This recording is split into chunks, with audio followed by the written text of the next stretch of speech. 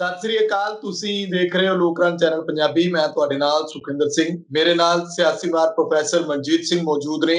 ਗੱਲਬਾਤ ਕਰਾਂਗੇ ਕੁਝ ਚੋਣਵੀਆਂ ਖਬਰਾਂ ਦੇ ਉੱਤੇ। ਜਿਸ ਤਰੀਕੇ ਨਾਲ ਨਵਜੋਤ ਸਿੱਧੂ ਹੋਣਾ ਦਾ ਦਿੱਲੀ ਦੌਰਾ ਰਿਹਾ, ਪ੍ਰਿਯੰਕਾ ਗਾਂਧੀ ਨਾਲ ਗੱਲਬਾਤ ਹੋਈ ਜਾਂ ਜੋ ਕੁਝ ਵੀ ਉਸ ਵਿੱਚੋਂ ਨਿਕਲਣਾ ਹੈ, ਉਸ ਉੱਤੇ ਕਈਆਂ ਦੀਆਂ ਨਿਗਾਹਾਂ ਟਿਕੀਆਂ ਹੋਈਆਂ ਨੇ। ਪਰ ਸਵਾਲ ਇੱਥੇ ਹੁੰਦਾ ਹੈ ਕਿ ਸਿੱਧੂ ਸਾਹਿਬ ਇੱਕੋ ਰਿਸਕ ਕਿਉਂ ਨਹੀਂ ਲੈ ਰਹੇ ਜਿਹਦੇ ਨਾਲ ਕਿ ਉਹਨਾਂ ਦੀ ਸਿਆਸਤ ਨੂੰ ਸ਼ਾਇਦ ਹੁਲਾਰਾ ਮਿਲ ਸਕਦਾ। ਇਸ ਤੋਂ ਇਲਾਵਾ ਕਿਸਾਨੀ ਅੰਦੋਲਨ ਦੀ ਗੱਲ ਕਿ ਖੱਟਰ ਸਾਹਿਬ ਜਿਹੜੇ ਹਰਿਆਣੇ ਦੇ ਮੁੱਖ ਮੰਤਰੀ ਨੇ, ਉਹਨਾਂ ਦਾ ਬਿਆਨ ਜਿਹੜਾ ਹੈਰਾਨੀਜਨਕ ਵੀ ਕਹਿ ਸਕਦੇ ਆ ਜਾਂ ਇਹ ਵੀ ਕਹਿ ਸਕਦੇ ਆ ਕਿ ਉਹ ਬਿਆਨ ਲਗਾਤਾਰ ਪਹਿਲਾਂ ਵੀ ਦਿੰਦੇ ਰਹੇ ਨੇ। ਉਹਨਾਂ ਦੇ ਬਿਆਨ ਕੀ ਅਹਿਮੀਅਤ ਰੱਖਦੇ ਨੇ ਅੰਦੋਲਨ ਦੇ ਵਿੱਚ, ਜਦੋਂ ਕਹਿੰਦੇ ਨੇ ਕਿ ਅੰਦੋਲਨ ਦੇ ਵਿੱਚ ਇੱਜ਼ਤਾਂ ਲੁੱਟੀਆਂ ਜਾ ਰਹੀਆਂ ਨੇ, ਬਰਦਾਸ਼ਤ ਜਿਹੜਾ ਉਹ ਨਹੀਂ ਹੁਣ ਹੋ ਸਕਦਾ, ਸਬਰ ਜਿਹੜਾ ਉਹ ਟੁੱਟਦਾ ਜਾ ਰਿਹਾ ਹੈ। ਇਸ ਤਰ੍ਹਾਂ ਦੇ ਜਦੋਂ ਬਿਆਨ ਦਿੰਦੇ ਨੇ ਤਾਂ ਕੀ ਸਮਝਿਆ ਜਾਵੇ ਉਹਦੇ ਤੋਂ, ਕਿਉਂਕਿ ਕੇਂਦਰ ਸਰਕਾਰ ਨਾਲ ਗੱਲਬਾਤ ਹੋਣੀ ਹੈ, ਕਿਸੇ ਸੂਬਾ ਸਰਕਾਰ ਨਾਲ ਗੱਲਬਾਤ ਨਹੀਂ ਹੋਣੀ। ਪਰ ਇਸ ਤਰ੍ਹਾਂ ਸਰਕਾਰਾਂ ਜਦੋਂ ਅੰਦੋਲਨ ਦੇ ਉੱਤੇ ਆਪਣੇ ਬਿਆਨ ਦਾਗਦੀਆਂ ਨੇ, ਖੱਟਰ ਸਾਹਿਬ ਇੱਕ ਜ਼ਿੰਮੇਵਾਰ ਉਹਦੇ ਉੱਤੇ ਬੈਠੇ ਨੇ, ਤਾਂ ਬਹੁਤ ਸਾਰੇ ਸਵਾਲ ਜਿਹੜੇ ਨੇ ਉਹ ਖੜੇ ਹੁੰਦੇ ਨੇ। ਕਹਿੰਦੇ ਸਬਰ ਦਾ ਬੰਨ ਟੁੱਟਦਾ ਜਾ ਰਿਹਾ। ਸਵਾਗਤ ਹੈ ਤੁਹਾਡਾ ਪ੍ਰੋਫੈਸਰ ਸਾਹਿਬ ਲੋਕਰਾਜ ਚੈਨਲ ਪੰਜਾਬੀ। ਬਹੁਤ ਬਹੁਤ ਧੰਨਵਾਦ ਸੁਖਿੰਦਰ ਜੀ। ਸ਼ੁਕਰੀਆ। ਪ੍ਰੋਫੈਸਰ ਸਾਹਿਬ, ਕਿਸ ਤਰ੍ਹਾਂ ਦੇਖਦੇ ਹੋ ਪੰਜਾਬ ਦੀ ਸਿਆਸਤ ਦੇ ਵਿੱਚ ਅੱਜ ਕੋਈ ਵੀ ਸਿਆਸਤਦਾਨ ਹੈ ਜਿਹੜਾ ਕਹਿੰਦਾ ਕਿ ਮੈਂ ਪੰਜਾਬ ਦਾ ਹਿਤੈਸ਼ੀ ਹਾਂ, ਜਿਹੜਾ ਕਹਿੰਦਾ ਕਿ ਮੈਂ ਪੰਜਾਬ ਦਾ ਕੋਈ ਭਲਾ ਕਰਨਾ ਚਾਹੁੰਦਾ, ਜਿਹੜਾ ਕਹਿੰਦਾ ਹੈ ਕਿ ਮੈਂ ਸੁੱਖ ਵਿਲਾਸ ਨੂੰ ਹਟਾ ਕੇ ਸਰਕਾਰੀ ਹਸਪਤਾਲ ਜਾਂ ਲੋਕਾਂ ਲਈ ਸਿਹਤ ਸਹੂਲਤਾਂ, ਉਹ ਸੁਵਿਧਾਵਾਂ, ਸਿੱਖਿਆ ਉਹ ਪੈਦਾ ਕਰਨਾ ਚਾਹੁੰਦਾ, ਇਹੋ ਜਿਹੇ ਸਿਆਸਤਦਾਨ ਰਿਸਕ ਕਿਉਂ ਨਹੀਂ ਲੈਂਦੇ? ਡਰ ਕਿਸ ਗੱਲ ਦਾ? ਤੁਸੀਂ ਮੇਰੇ ਖਿਆਲ ਤੁਹਾਡੀ ਮੁਰਾਦ ਨਵਜੋਤ ਸਿੰਘ ਸਿੱਧੂ ਤੋਂ ਹੈ, ਜੇ ਆਪਸ ਵਿੱਚ ਜਿਹੜੀ ਮਿਹਣੋ ਮਿਹਣੀ ਸੁਖਬੀਰ ਬਾਦਲ ਤੇ ਨਵਜੋਤ ਸਿੰਘ ਸਿੱਧੂ ਹੋਏ ਆ, ਜਿਹੜਾ ਕੱਲ ਰਾਹੁਲ ਗਾਂਧੀ ਨਾਲ ਮੀਟਿੰਗ ਹੋਣ ਦੇ ਬੜੇ ਚਰਚੇ ਸੀਗੇ, ਉਹ ਨਹੀਂ ਹੋਈ। ਜਦੋਂ ਪੱਤਰ ਪ੍ਰੇਰਕਾਂ ਨੇ ਰਾਹੁਲ ਗਾਂਧੀ ਨੂੰ ਪੁੱਛਿਆ ਵੀ ਮੀਟਿੰਗ 'ਚ ਕੀ ਹੋਇਆ, ਕਹਿੰਦਾ ਮੇਰੀ ਤੇ ਕੋਈ ਮੀਟਿੰਗ ਨਹੀਂ ਸੀ, ਅੱਜ ਸਿੱਧੂ ਸਾਹਿਬ ਨਾਲ ਕੋਈ ਸ਼ਡਿਊਲਡ ਮੀਟਿੰਗ ਨਹੀਂ ਸੀ। ਤੇ ਅੱਜ ਦੀਆਂ ਖਬਰਾਂ ਜਿਹੜੀਆਂ ਉਹ ਇਸ ਕਿਸਮ ਦੀਆਂ ਆਈਆਂ ਕਿ ਪ੍ਰਿਯੰਕਾ ਉਹਨਾਂ ਨੂੰ ਮਿਲੀ ਆ ਔਰ ਮਿਲਣ ਤੋਂ ਪਹਿਲਾਂ ਉਹ ਰਾਹੁਲ ਨੂੰ ਮਿਲ ਕੇ ਆਈ ਹੈ। ਇਹਦਾ ਮਤਲਬ ਕਿ ਜੋ ਗੱਲ ਸਿੱਧੀ ਸਿੱਧੂ ਦੇ ਨਾਲ ਨਹੀਂ ਹੋਈ, ਅਸਿੱਧੇ ਢੰਗ ਨਾਲ ਸਿੱਧੂ ਜੀ ਦੇ ਨਾਲ ਗੱਲ ਉਹ ਪਹੁੰਚ ਗਈ ਹੋਊਗੀ।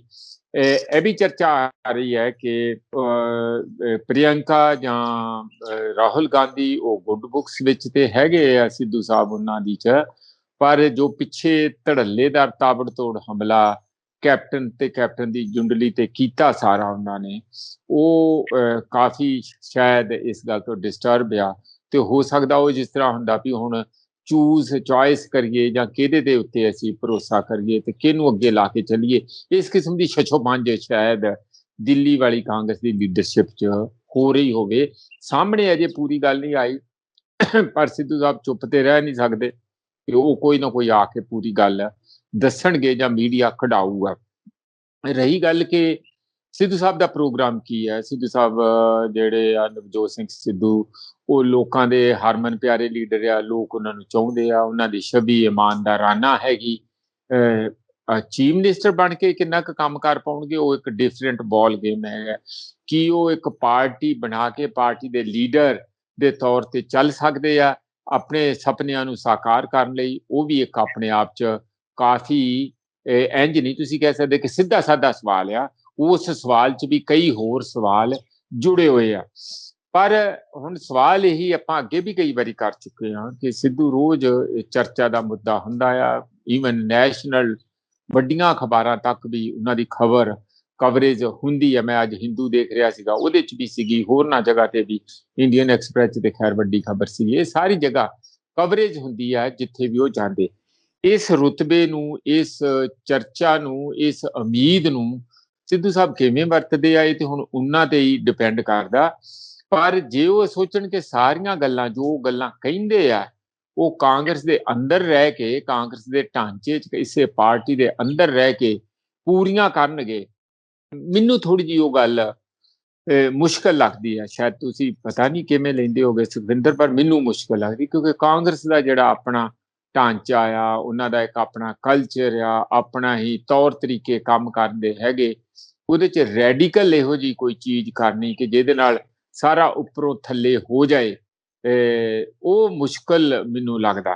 ਫਿਰ ਦੂਜੀ ਗੱਲ ਤੇ ਇਹੋ ਹੀ ਬਚਦੀ ਹੈ ਕਿ ਉਹ ਕੋਈ ਆਪਣੇ ਤੌਰ ਤੇ ਜਿਸ ਤਰ੍ਹਾਂ ਆਵਾਜ਼ੇ ਪੰਜਾਬ ਇਹਨਾਂ ਨੇ ਉਦੋਂ ਬੈਂਸਾਂ ਦੇ ਨਾਲ ਪ੍ਰਗਟ ਦੇ ਨਾਲ ਰਲ ਕੇ ਇੱਕ ਵਾਰੀ ਕਾਲ ਦਿੱਤੀ ਸੀਗੀ 2017 ਇਸ ਤਰ੍ਹਾਂ ਦਾ ਕੋਈ ਉਪਰਾਲਾ ਕਰਨ ਤੇ ਉਹ ਵੀ ਇਸ ਕਿਸਮ ਦਾ ਵੀ ਰਿਸਕ ਨਹੀਂ ਲੈਣਾ ਚਾਹੁੰਦੇ ਕਿ ਜੇ ਮੈਂ ਅਲੱਗ ਹੋ ਜਾਵਾਂ ਫਿਰ 2 ਵਾਰੀ ਤੇ ਫਿਰ ਪਾਰਟੀਆਂ ਚੋਂ ਬਾਹਰ ਹੋ ਹੀ ਜਾਊਂਗਾ। ਇੱਕ ਜਿਸ ਤਰ੍ਹਾਂ ਹੁਣ ਖਹਿਰੇ ਨਾਲ ਵੀ ਹੈ, ਖਹਿਰਾ ਸਾਹਿਬ ਦੇ ਬਾਪ ਅਕਾਲੀਆਂ ਚ ਸੀ, ਫਿਰ ਇਹ ਕਾਂਗਰਸ ਸੀ, ਫਿਰ ਇੱਧਰ ਆ ਗਏ, ਫਿਰ ਵਾਪਸ ਕਾਂਗਰਸ ਚਲੇ ਗਏ। ਉਹਦੇ ਨਾਲ ਜਿਹੜਾ ਇੱਕ ਛਵੀ ਤੇ ਥੋੜੀ ਜਿਹੀ ਡੈਂਟਡ ਹੁੰਦੀ ਆ, ਉਹਦੇ ਨਾਲ ਉਹਨੂੰ ਠੇਸ ਤੇ ਲੱਗਦੀ ਆ।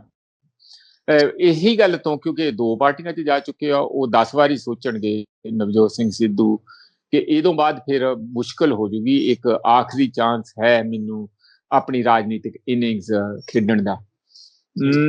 ਪਰ ਹੁਣ ਇੱਕ ਕੜਿੱਕੀ ਵਾਲੀ ਗੱਲ ਇਹ ਆ ਕਿ ਕੀ ਜਿਹੜੀ ਸਾਡੀ ਅਡਾਉਣੀ ਵਾਲੀ ਗੱਲ ਆ ਕਿ ਕੀ ਜਿਹੜੀ ਨੈਸ਼ਨਲ ਲੀਡਰਸ਼ਿਪ ਆ ਜਿਨ੍ਹਾਂ ਤੇ ਉਹ ਭਰੋਸਾ ਕਰਦੇ ਆ, ਜਿਨ੍ਹਾਂ ਕਰਕੇ ਉਹ ਛਾਲ ਮਾਰ ਕੇ ਬੀਜੇਪੀ ਤੋਂ ਕਾਂਗਰਸ ਵਿੱਚ ਆਏ ਆ, ਕਿ ਉਹ ਉਹਨਾਂ ਨੂੰ ਇੰਨੀ ਖੁੱਲ੍ਹ ਦਿੰਦੇ ਆ ਕਿ ਉਹ ਉਹਨਾਂ ਤੇ ਇੰਨਾ ਭਰੋਸਾ ਕਰਦੇ ਆ ਤਾਂ ਕਿ ਉਹ ਪਾਰਟੀ ਦੇ ਅੰਦਰ ਇਸ ਪੋਜੀਸ਼ਨ 'ਚ ਹੋਣ ਕਿ ਜੇ ਪੂਰੇ ਵੀ ਨਹੀਂ ਸੁਪਨੇ ਕਰ ਸਕਦੇ ਆਪਣੇ ਪੰਜਾਬ ਪ੍ਰਤੀ, ਪੰਜਾਬ ਦੇ ਲੋਕਾਂ ਪ੍ਰਤੀ ਵਾਅਦੇ ਪੂਰੇ ਨਾ ਕਰ ਸਕਦੇ ਹੁਣ, ਘੱਟੋ ਘੱਟ ਅੱਧੇ ਤੇ ਕਰ ਸਕਣ ਤਾਂ ਉਹਦੇ ਨਾਲ ਵੀ ਬਹੁਤ ਵੱਡੀ ਰਾਹਤ ਹੋਊਗੀ। ਮੈਨੂੰ ਲੱਗਦਾ ਕਿ ਅਜੇ ਇਹ ਚਰਚਾ ਹੀ ਰਹੂਗੀ, ਇਹ ਗੁੱਥੀ ਇਸੇ ਤਰ੍ਹਾਂ ਹੀ ਵੱਜੀ ਰਹੂਗੀ ਜਦ ਤੱਕ ਉਹ ਦਿੱਲੀੋਂ ਆ ਕੇ ਕੋਈ ਪ੍ਰੈਸ ਕਾਨਫਰੰਸ ਨਹੀਂ ਕਰਦੇ ਜਾਂ ਜਰਨਲਿਸਟ ਉਹਨਾਂ ਨੂੰ ਆ ਕੇ ਹੋਰ ਅੱਗੇ ਆਪਣੀ ਸਵਾਲ ਕਰ ਕਰਕੇ ਉਸ ਗੱਲ ਨੂੰ ਬਾਹਰ ਨਹੀਂ ਲੈ ਆਉਂਦੇ। ਹਾਂਜੀ ਸੁਖਵਿੰਦਰ। ਬਿਲਕੁਲ ਬਿਲਕੁਲ ਪ੍ਰੋਫੈਸਰ ਸਾਹਿਬ, ਮੈਂ ਇੱਥੇ ਸਵਾਲ ਕਰਨ ਲੱਗਾ ਸੀ ਕਿ ਜਦੋਂ ਤੁਸੀਂ ਖਹਿਰੇ ਹੋਣਾ ਦੀ ਗੱਲ ਕੀਤੀ ਕਿ ਉਹਨਾਂ ਨੂੰ ਕਾਂਗਰਸ ਦੇ ਵਿੱਚ ਜਾਣਾ ਪਿਆ ਜਾਂ ਉਹ ਕਾਂਗਰਸ ਦੇ ਵਿੱਚ ਉਹਨਾਂ ਨੇ ਵਾਪਸੀ ਕੀਤੀ, ਜਦੋਂ ਪੰਜਾਬ ਜਾਂ ਪੰਜਾਬੀ ਚਾਹੁੰਦੇ ਨੇ ਕਿ ਸਾਨੂੰ ਸੱਚੀ ਸੁੱਚੀ ਸਿਆਸਤ ਚਾਹੀਦੀ ਹੈ ਤਾਂ ਫਿਰ ਰੌਲਾ ਕਿਸ ਗੱਲ ਦਾ ਆ? ਕਾਰਨ ਕੀ ਹੈ ਇਸ ਦੇ ਵਿੱਚ ਕਿ ਜਿਵੇਂ ਹੁਣ ਖਹਿਰਾ ਸਾਹਿਬ ਦੇ ਬਾਰੇ ਕਿਹਾ ਜਾਂਦਾ ਹੈ ਕਿ ਉਹਨਾਂ ਨੇ ਬੜਾ ਜ਼ੋਰ ਲਾਇਆ ਹਮ ਖਿਆਲੀਆਂ ਨੂੰ, ਸਾਰਿਆਂ ਨੂੰ ਇਕੱਠਾ ਕਰਨ ਦੇ ਵਿੱਚ ਬੜਾ ਜ਼ੋਰ ਲਾਇਆ ਕਿ ਮੈਂ ਢੀਂਡਸਿਆਂ ਨੂੰ ਜਾਂ ਹੋਰ ਸਾਰੇ ਜਿਹੜੇ ਚਾਹੁੰਦੇ ਨੇ ਕਿ ਪੰਜਾਬ ਦੇ ਵਿੱਚ ਪੰਜਾਬ ਪੱਖੀ ਕੋਈ ਧਿਰ ਖੜੀ ਹੋਵੇ ਜਿਹੜੀ ਇਹਨਾਂ ਹਕੂਮਤਾਂ ਨੂੰ ਟੱਕਰ ਦੇਵੇ, ਪਰ ਇਹੋ ਜਿਹੀ ਗੱਲ ਨਹੀਂ ਹੁੰਦੀ। ਕੀ ਲੱਗਦਾ ਕਿ ਸਿੱਧੂ ਸਾਹਿਬ ਵੀ ਇਹੋ ਜਿਹਾ ਰਿਸਕ ਨਹੀਂ ਲੈਣਾ ਚਾਹੁੰਦੇ ਕਿਉਂਕਿ ਇਮਾਨਦਾਰੀ ਜਿਹੜੀ ਆ ਉਹ ਇੱਕ ਵੱਡਾ ਇਹਦੇ ਵਿੱਚ ਏਦਾਂ ਕਹਿ ਲਓ ਕਿ ਸਵਾਲ ਖੜਾ ਕਰਦੀ ਹੈ ਕਿ ਇਮਾਨਦਾਰ ਕਿੱਥੋਂ ਮਿਲਣਗੇ? 117 ਜਦੋਂ ਸੀਟਾਂ ਨੇ ਤਾਂ ਉਹਨਾਂ ਦੇ ਉੱਤੇ ਕੀ ਸਾਰੇ ਸਿੱਧੂ ਸਾਹਿਬ ਵਰਗੇ ਹੋ ਸਕਦੇ ਨੇ? ਸੁਖਵਿੰਦਰ, ਇਹ ਜਿਹੜੇ ਰਾਜਨੀਤਿਕ ਲੋਕ ਜਿਸ ਕਿਸਮ ਦਾ ਇੰਪ੍ਰੈਸ਼ਨ ਪਬਲਿਕ ਦੇ ਵਿੱਚ ਹੈ ਤੇ ਜੋ ਪਿੱਛੇ ਉਹਦੀ ਅਸਲੀਅਤ ਕੰਮ ਕਰ ਰਹੀ ਹੁੰਦੀ ਆ ਉਹਦੇ 'ਚ ਹਮੇਸ਼ਾ ਇੱਕ ਅੰਤਰ ਹੁੰਦਾ। ਮੈਨੂੰ ਨਹੀਂ ਲੱਗਦਾ ਕਿ ਸੁਖਪਾਲ ਖਹਿਰਾ ਦੂਜਿਆਂ ਦੀ ਪ੍ਰਧਾਨਗੀ ਦੇ ਵਿੱਚ ਕੰਮ ਕਰਨ ਲਈ ਤਿਆਰ ਸੀ। ਇੱਥੇ ਤੇ ਹਰ ਬੰਦਾ ਲਾਕੜੀ ਆ, ਹਰ ਬੰਦਾ ਚੌਧਰੀ ਆ, ਹਰ ਬੰਦਾ ਚੀਫ ਮਿਨਿਸਟਰ ਹੈਗਾ।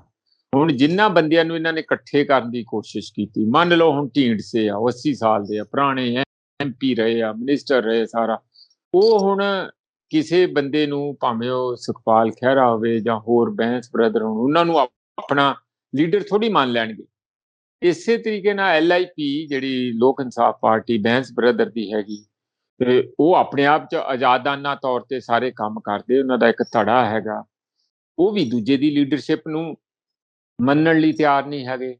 ਧਰਮਵੀਰ ਗਾਂਧੀ ਨੂੰ ਜਿੱਥੇ ਤੱਕ ਇਕੱਠਾ ਕਰਨ ਦੀ ਕੋਸ਼ਿਸ਼, ਉਹ ਆਪਣੇ ਆਪ 'ਚ ਇੱਕ ਵੱਡੇ ਸਕੂਲ ਆਫ ਥਾਟ ਆਪਣੇ ਤਰੀਕੇ ਦੇ ਹੈਗੇ।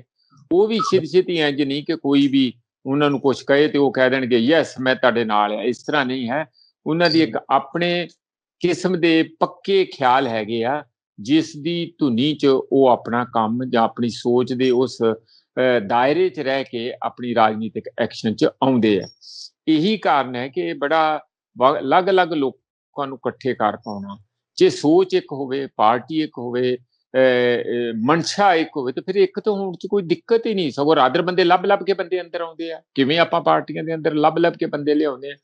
ਉਹ ਕਿਉਂਕਿ ਕਹਿੰਦੇ ਤੇ ਅਸੀਂ ਸਾਰੇ ਹਾਂ, ਅਸੀਂ ਪੰਜਾਬ ਦਾ ਭਲਾ ਚਾਹੁੰਦੇ ਹਾਂ, ਸਾਨੂੰ ਰਾਤ ਨੂੰ ਪੰਜਾਬ ਦੇ ਦੁੱਖ ਨੂੰ ਯਾਦ ਕਰ ਕਰਕੇ ਨੀਂਦ ਨਹੀਂ ਆਉਂਦੀ, ਅਸੀਂ ਅੱਧੀ ਰਾਤ ਨੂੰ ਉੱਠ ਕੇ ਫਿਰ ਕੋਈ ਨੀਂਦ ਵਾਲੀ ਗੋਲੀ ਲੈ ਕੇ ਸੌਂਦੇ ਹਾਂ। ਇਸ ਕਿਸਮ ਦੇ ਇੰਪ੍ਰੈਸ਼ਨ ਤੇ ਸਾਰੇ ਹੀ ਲੀਡਰ ਦਿੰਦੇ ਆ, ਪਰ ਅਸਲੀਅਤ ਆਪਾਂ ਜਾਣਦੇ ਹੀ ਹਾਂ ਕਿ ਉਸ ਪੱਧਰ ਤੱਕ ਚਿੰਤਾ ਨਹੀਂ ਹੈ।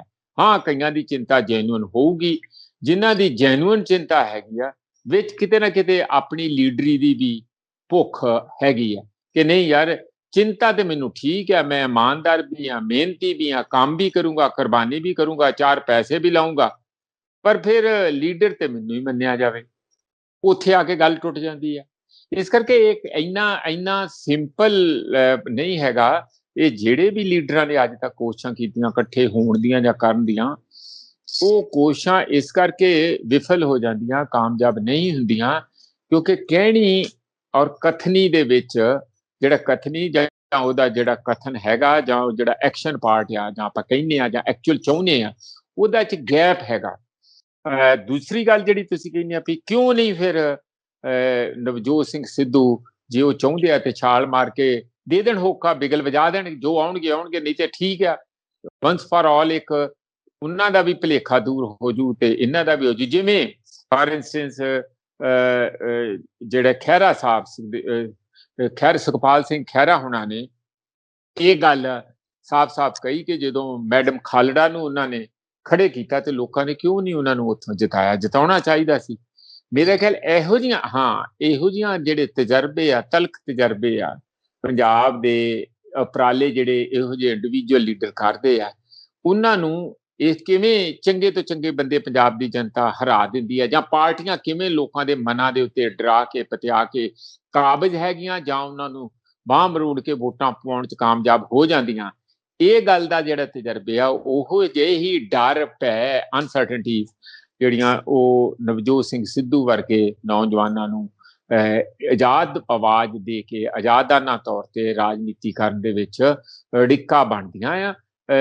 ਦੇਖੋ ਹੁਣ ਕਿਸੇ ਨਾ ਕਿਸੇ ਦਿਨ ਤੇ ਇਹ ਫੈਸਲਾ ਕਰਨਾ ਹੀ ਪਊਗਾ ਕਿ ਕੀ ਅੰਦਰ ਰਹਿ ਕੇ ਤੁਸੀਂ ਪੰਜਾਬ ਦੀ ਸੇਵਾ ਕਰ ਸਕਦੇ ਹਾਂ, ਆਪਣੇ ਸੁਪਨਿਆਂ ਨੂੰ ਪੂਰਾ ਕਰ ਸਕਦੇ ਹਾਂ, ਜਾਂ ਬਾਹਰ ਆ ਕੇ ਭਾਵੇਂ ਕਿੰਨਾ ਵੀ ਘੱਟ ਕਾਮਯਾਬ ਹੋਏ ਹੋ ਉਪਰਾਲਾ, ਜਾਂ ਤੁਸੀਂ ਬਾਹਰ ਆ ਕੇ ਇਸ ਗੱਲ ਦੀ ਗੁਹਾਰ ਲਾ ਕੇ ਲੋਕਾਂ ਦੇ ਵਿੱਚ ਖੜੇ ਹੋ ਕੇ ਲੋਕਾਂ ਨੂੰ ਇੱਕ ਨਵੀਂ ਦਿਸ਼ਾ ਦੇਣ ਲਈ ਅੱਗੇ ਆਉਂਦੇ ਆ। ਇਹ ਹੁਣ ਡਿਪੈਂਡ ਕਰਦਾ ਹੈ ਹਾਲਾਤਾਂ ਤੇ ਔਰ ਇਹਨਾਂ ਦੇ ਆਪਣੇ ਵਿਚਾਰਾਂ ਤੇ ਹਿੰਮਤ ਤੇ, ਭਾਵੇਂ ਉਹ ਕੋਈ ਵੀ ਲੀਡਰ ਹੋਵੇ ਜਿਹਦੇ ਵਿੱਚ ਸੁਖਪਾਲ ਸਿੰਘ ਜਿਹਦੇ ਵਿੱਚ ਨਵਜੋਤ ਸਿੰਘ ਸਿੱਧੂ ਵੀ ਬਾਹਰ ਨਹੀਂ ਹਨ। ਹਾਂਜੀ ਸੁਖਵਿੰਦਰ।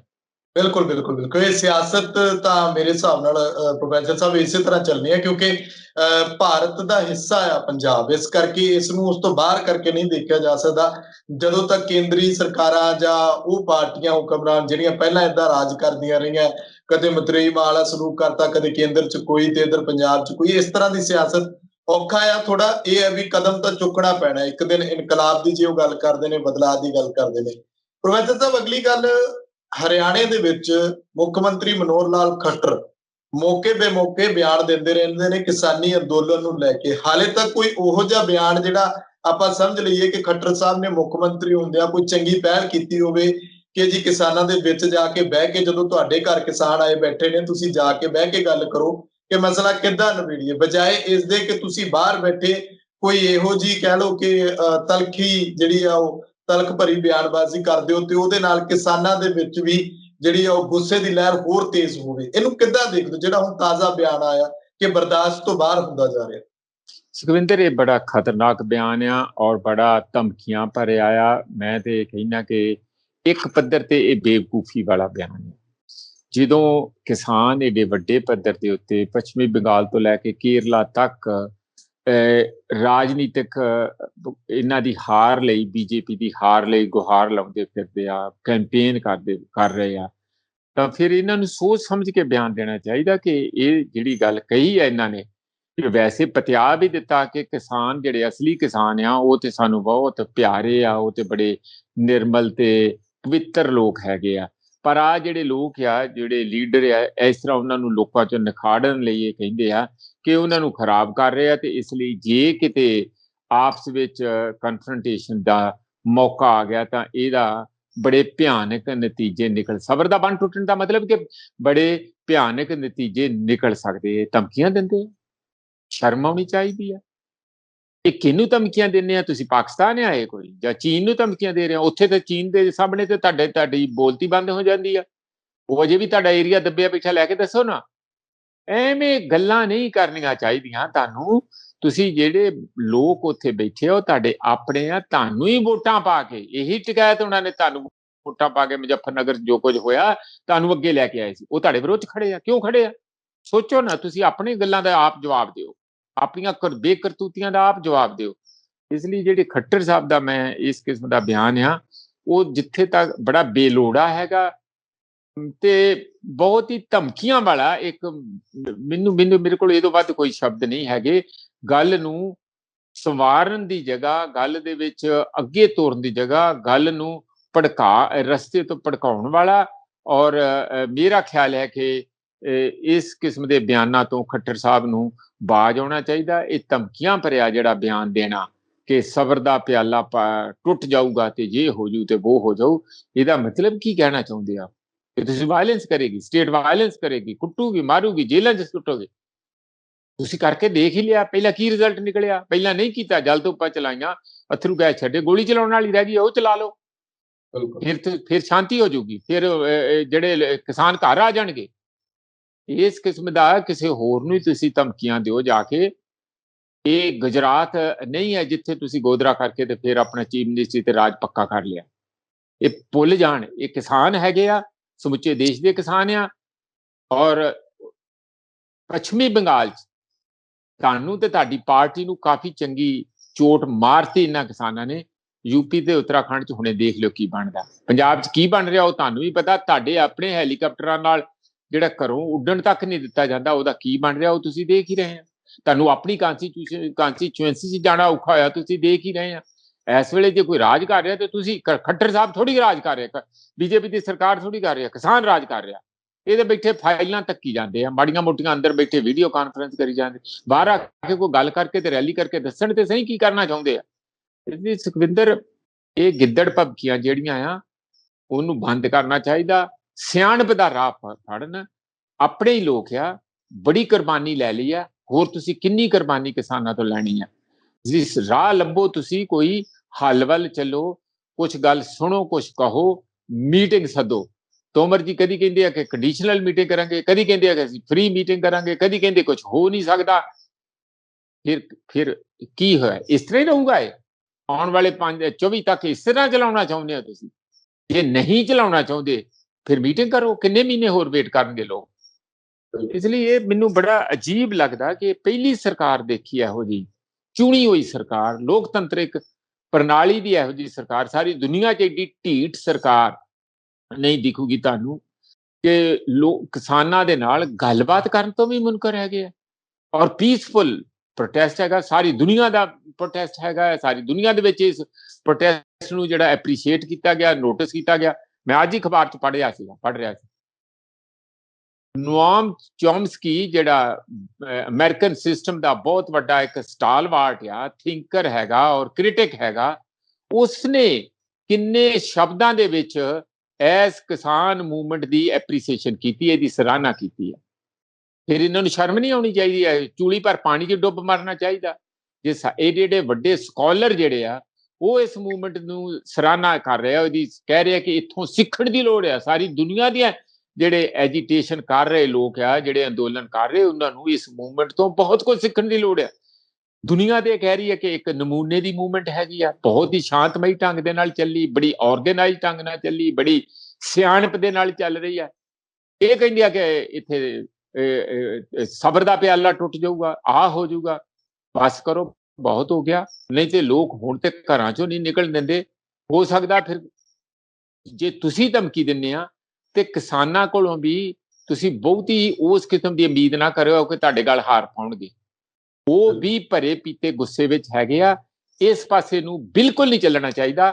ਔਰ ਖੱਟਰ ਸਾਹਿਬ ਨੂੰ ਤੁਰੰਤ ਆਪਣੇ ਇਹੋ ਜਿਹੇ ਧਮਕੀ ਭਰੇ ਬਿਆਨ ਮਾਫੀ ਦੇ ਸਹਿਤ ਵਾਪਸ ਲੈਣੇ ਚਾਹੀਦੇ ਆ। ਹਾਂਜੀ ਸੁਖਿੰਦਰ, ਵੈਸੇ ਤਾਂ ਆਖਰੀ ਖਬਰ ਜਿਹੜੀ ਹੈ ਉਹ ਅੰਦੋਲਨ ਦੇ ਨਾਲ, ਜਾਂ ਕਹਿ ਲਓ ਕਿ ਜਦੋਂ ਪਿੱਛੇ ਜੇ ਕੁਝ ਦਿਨਾਂ ਤੋਂ ਜੰਮੂ ਕਸ਼ਮੀਰ ਦੀ ਗੱਲ ਚੱਲ ਰਹੀ ਸੀ ਕਿ ਉੱਥੋਂ ਦੇ ਆਗੂਆਂ ਦੇ ਨਾਲ ਕੇਂਦਰ ਸਰਕਾਰ ਨੇ, ਮੋਦੀ ਸਾਹਿਬ ਨੇ ਮੀਟਿੰਗ ਕੀਤੀ ਹੈ ਜੀ, ਗੱਲਬਾਤ ਹੋਈ ਹੈ। ਕਾਫੀ ਚਰਚਾ ਹੋ ਰਹੀ ਸੀ ਕਿ ਜੰਮੂ ਕਸ਼ਮੀਰ ਵਿੱਚ ਚੋਣਾਂ ਕਰਵਾਉਣ ਨੂੰ ਲੈ ਕੇ ਜਾਂ ਉੱਥੋਂ ਦੇ ਰਾਜ ਦਾ ਦਰਜ 370 ਨੂੰ ਲੈ ਕੇ, ਤੇ ਇਸ ਸਭ ਦੇ ਉੱਤੇ ਚਰਚਾ ਹੋ ਰਹੀ ਸੀ। ਇਹਦੇ ਵਿਚਾਲੇ ਇੱਕ ਨਵੀਂ ਚਰਚਾ ਛਿੜੀ ਕਿ ਜੰਮੂ ਕਸ਼ਮੀਰ ਦੇ ਵਿੱਚ ਧਰਮ ਤਬਦੀਲੀ ਹੋ ਰਹੀ ਹੈ। ਸਿੱਖ ਤੇ ਮੁਸਲਿਮ ਦਾ ਇੱਕ ਉੱਥੇ ਲਵ ਜਿਹਾਦ ਵਾਂਗੂ ਖੜਾ ਕੀਤਾ ਗਿਆ ਮੁੱਦਾ। ਇਹਨੂੰ ਕਿੱਦਾਂ ਦੇਖਦੇ ਹੋ ਕਿ ਇੱਕ ਪਾਸੇ ਤਾਂ ਕਿਹਾ ਜਾ ਰਿਹਾ ਸੀ ਕਿ ਅੰਦੋਲਨ ਦਾ ਦਬਾਅ ਹੈ ਜਾਂ ਇੱਕ ਲੋਕਤੰਤਰ ਦੀ ਤਾਕਤ ਹੈ ਜਿਹਦੇ ਕਰਕੇ ਸਰਕਾਰ ਹੁਣ ਜੰਮੂ ਕਸ਼ਮੀਰ ਦੇ ਵਿੱਚ 2 ਸਾਲ ਬਾਅਦ ਗੱਲਬਾਤ ਕਰਨ ਨੂੰ ਤਿਆਰ ਹੈ, ਤੇ ਦੂਜੇ ਪਾਸੇ ਅਜਿਹੇ ਮੁੱਦੇ ਦਾ ਸਾਹਮਣੇ ਆਣਾ ਜਿਹੜਾ ਨੈਸ਼ਨਲ ਮੀਡੀਆ ਦੇ ਵਿੱਚ ਵਾਰ-ਵਾਰ ਪ੍ਰਚਾਰਿਆ ਗਿਆ, ਉੱਥੇ ਚਰਚਾ ਹੋਈ, ਉੱਥੇ ਗੱਲਬਾਤ ਹੋਈ ਇਸ ਮਸਲੇ ਨੂੰ ਲੈ ਕੇ? ਦੇਖੋ ਸੁਖਵਿੰਦਰ, ਬੜੀ ਗੱਲ ਸਾਫ਼ ਆ। ਮੇਰਾ ਖਿਆਲ ਹੈ ਕਿ ਅਕਾਲੀ ਦਲ, ਖਾਸ ਕਰਕੇ ਜਿਹੜੇ ਸਰਸਾ ਸਾਹਿਬ ਮਨਜਿੰਦਰ ਸਿੰਘ ਸਰਸਾ, ਉਹਨਾਂ ਨੂੰ ਸੋਚਣਾ ਚਾਹੀਦਾ ਕਿ ਇਹਨਾਂ ਦੀ ਭਾਸ਼ਾ ਔਰ ਕਿਸੇ ਵੀ ਐਸਜੀਪੀਸੀ ਦੇ ਮੈਂਬਰ ਦੀ ਭਾਸ਼ਾ ਉਹ ਭਾਸ਼ਾ ਨਹੀਂ ਹੋ ਸਕਦੀ ਜੋ ਆਰਐਸਐਸ ਦੀ ਜਾਂ ਬੀਜੇਪੀ ਦੀ ਭਾਸ਼ਾ। ਇਹਨਾਂ ਦੀ ਲਵ ਜਿਹਾਦ ਵਾਲੀ ਭਾਸ਼ਾ ਨਹੀਂ ਹੋ ਸਕਦੀ। ਅਸੀਂ ਉਹ ਧਰਮ ਨਹੀਂ ਹੈ ਕਿ ਜੋ ਦੂਜੇ ਧਰਮਾਂ ਨੂੰ ਅਸੀਂ ਨਫ਼ਰਤ ਕਰਦੇ ਹੋਈਏ, ਉਹਦੇ ਵਿਰੁੱਧ 'ਚ ਖੜੇ ਹੁੰਦੇ ਹੋਈਏ, ਉਹਨਾਂ ਨੂੰ ਊਚ ਨੀਚ ਬੁਰਾ ਭਲਾ ਸੋਚਦੇ ਹੋਈਏ। ਅਸੀਂ ਸਰਵ ਧਰਮ ਜਿਹੜੇ ਪ੍ਰੇਮ ਕਰਨ ਵਾਲੇ ਆ, ਸਾਰਿਆਂ ਧਰਮਾਂ ਨੂੰ ਪ੍ਰੇਮ ਕਰਨ ਵਾਲੇ ਆ। ਸਾਡਾ ਧਰਮਾਂ ਦੇ ਆਧਾਰ ਤੇ ਕੋਈ ਦੀ ਕੀ ਨਿਸ਼ਚਾ ਆ, ਕੋਈ ਆਪਣੇ ਵੱਡ ਵਡੇਰਿਆਂ ਦੀ ਪੂਜਾ ਕਰਦਾ ਜਾਂ ਕਿਸੇ ਮਟੀ ਦੀ ਪੂਜਾ ਕਰਦਾ, ਕਿਸੇ ਸਾਧੂ ਦੀ ਪੂਜਾ, ਪਿੱਪਲ ਦੀ ਪੂਜਾ ਕਰਦਾ, ਗਾਂ ਦੀ ਪੂਜਾ ਕਰਦਾ, ਜਾਂ ਕੋਈ ਸ੍ਰੀ ਗੁਰੂ ਗ੍ਰੰਥ ਸਾਹਿਬ ਦੇ ਸਾਹਮਣੇ ਝੁਕਦਾ। ਇਹ ਸਾਰੇ ਸਾਡੇ ਲਈ ਇੱਕ ਆਪਣੇ ਅਲੱਗ-ਅਲੱਗ ਕਿਸਮ ਦੇ ਤਰੀਕੇ ਆ। ਉੱਥੇ ਰੱਬ ਨੂੰ ਯਾਦ ਕਰਦੇ, ਸਾਨੂੰ ਕੋਈ ਉਹਦੇ ਨਾਲ ਹੈ ਨਹੀਂ। ਪਰ ਇਹਨਾਂ ਨੂੰ ਜਿੱਥੇ ਮਸਜਿਦ ਆ, ਜਿੱਥੇ ਤੁਸੀਂ ਕੋਈ ਉਹ ਆਪਣਾ ਨਮਾਜ਼ ਪੜ੍ਹਦੇ ਹੋ, ਚੰਗਾ ਨਹੀਂ ਲੱਗਦਾ। ਸਾਡੇ ਦਰਬਾਰ ਸਾਹਿਬ ਦੀ ਪਰਿਕਰਮਾ 'ਚ ਖੜੇ ਹੋ ਕੇ ਵੀ ਨਮਾਜ਼ ਪੜ੍ਹਦੇ ਆ। ਉਹ ਪਿੱਛੇ ਤੁਸੀਂ ਦੇਖਿਆ ਜਿਸ ਤਰ੍ਹਾਂ ਨਮਾਜ਼ ਪੜ੍ਹੀ ਗਈ ਹੈ। ਸਾਡੇ ਲੰਗਰ ਦੇ ਵਿੱਚ ਕੋਈ ਵੀ ਕ੍ਰਿਸਚੀਅਨ, ਕੋਈ ਵੀ ਦਲਿਤ, ਕੋਈ ਵੀ ਔਰਤ, ਕੋਈ ਵੀ ਧਰਮ ਦਾ ਬੰਦਾ ਆ ਕੇ ਉੱਥੇ ਲੰਗਰ ਪਕਾ ਵੀ ਸਕਦਾ, ਉੱਥੇ ਛਕ ਵੀ ਸਕਦਾ। ਸਾਰਾ ਕੰਮ ਹੈ ਨਾ ਸਾਡੇ 'ਚ, ਨਾ ਛੂਤ ਛਾਤ ਆ, ਨਾ ਊਚ ਨੀਚ ਆ, ਨਾ ਕਿਸੇ ਉਸ ਕਿਸਮ ਦੀ। ਇਸ ਲਈ ਜਿਹੜਾ ਇਹ ਜੰਮੂ ਕਸ਼ਮੀਰ ਵਾਲਾ ਮੁੱਦਾ ਜਿਸ ਢੰਗ ਦੇ ਨਾਲ ਹੈਂਡਲ ਕੀਤਾ ਗਿਆ, ਉਹਦੇ ਤੋਂ ਸਾਡਾ ਫਰਕ ਹੋਣਾ ਚਾਹੀਦਾ ਸੀ। ਮੈਨੂੰ ਅਫਸੋਸ ਨਾ ਕਹਿਣਾ ਪੈਂਦਾ ਕਿ ਉੱਥੇ ਧਰਮ ਪਰਿਵਰਤਨ ਹੋ ਗਿਆ, ਉਸ ਨੂੰ ਵਾਪਸ ਕਰਨਾ ਕੀਤਾ ਜਾਵੇ। ਇਹ ਇੱਕ ਕਿਸਮ ਦਾ ਉਹੋ ਹੀ ਜਿਹਾ ਹੀ ਉਪਰਾਲਾ ਸੀਗਾ। ਹਾਂ, ਜੇ ਕਿਸੇ ਨਾਲ ਧੱਕਾ ਹੋਇਆ, ਧਰਮ ਦੀ ਗੱਲ ਨਹੀਂ ਹੈ, ਉਹਦੇ 'ਚ ਪਰਿਵਰਤਨ ਦੀ ਗੱਲ ਨਹੀਂ ਹੈ। ਮੈਂ ਪਰਿਵਰਤਨ ਕਰ ਸਕਦਾ, ਕਿਉਂ ਨਹੀਂ? ਮੈਨੂੰ ਸੰਵਿਧਾਨਕ ਹੱਕ ਹੈਗਾ ਆ, ਕੋਈ ਵੀ ਕਰ ਸਕਦਾ, ਔਰਤ ਵੀ ਕਰ ਸਕਦੀ, ਮਰਦ ਵੀ ਕਰ ਸਕਦਾ। ਪਰ ਧਰਮ ਦਾ ਪਰਿਵਰਤਨ ਕਰਕੇ ਧੱਕਾ ਹੋਇਆ ਹੋਵੇ, ਜਾਂ ਵੈਸੇ ਕੁੱਟਮਾਰ ਹੋਈ ਹੋਵੇ, ਜਾਂ ਕੋਈ ਆਪਣੀ ਮਰਜ਼ੀ ਨਾਲ ਵਿਆਹ ਸ਼ਾਦੀ ਕਰਨਾ ਚਾਹੁੰਦਾ, ਬਾਕੀ ਸਾਰਾ ਸਮਾਜ ਉਹਦੇ ਵਿਰੁੱਧ ਡਾਂਗਾਂ ਲੈ ਕੇ ਖੜਾ ਹੋਇਆ ਹੋਵੇ, ਉਹ ਬੇਇਨਸਾਫੀ ਹੈਗੀ, ਉਹ ਗੈਰ ਸੰਵਿਧਾਨਿਕ ਤੇ ਹੈ ਹੀ ਹੈ।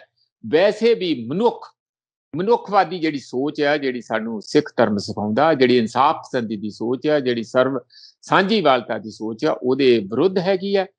ਤੇ ਮੈਨੂੰ ਲੱਗਦਾ ਕਿ ਇਹਨਾਂ ਦੀ ਅਪਰੋਚ ਜਿਹੜੀ ਸਰਸਾ ਹੋਣਾ ਦੀ, ਜਾਂ ਸਾਡੇ ਅਕਾਲੀ ਦਲ ਦਾ ਵੀ, ਜੋ ਵੀ ਕਿਸੇ ਦਾ ਵੀ ਕੋਈ ਬਿਆਨ ਅੱਗੇ ਤੋਂ ਆਵੇ ਜਾਂ ਆਇਆ ਹੈ, ਤਾਂ ਉਸ ਨੂੰ ਧਰਮ ਦੇ ਪਾੜੇ ਦੇ ਤੌਰ ਤੇ, ਜਾਂ ਕੋਈ ਸਾਡੇ ਧਰਮ ਦੇ ਉੱਤੇ ਹਮਲਾ ਕਰ ਰਿਹਾ, ਜਾਂ ਸਾਡੀਆਂ ਕੋਈ ਔਰਤਾਂ ਨੂੰ ਕਨਵਰਟ ਕਰ ਰਿਹਾ, ਜਾਂ ਕੋਈ ਇਸ ਤਰ੍ਹਾਂ ਨਹੀਂ ਲੈਣਾ ਚਾਹੀਦਾ। ਜੇ ਕੋਈ ਗੱਲ ਹੈ ਵੀ ਇਹੋ ਜਿਹੀ ਗੱਲ ਹੈ ਵੀ, ਤਾਂ ਉਸ ਨੂੰ ਬੇਇਨਸਾਫੀ ਦੇ ਤੌਰ ਤੇ ਲੈਣਾ ਚਾਹੀਦਾ, ਨਾ ਕਿ ਧਾਰਮਿਕ ਰੰਗਤ ਦੇਣੀ ਚਾਹੀਦੀ ਆ।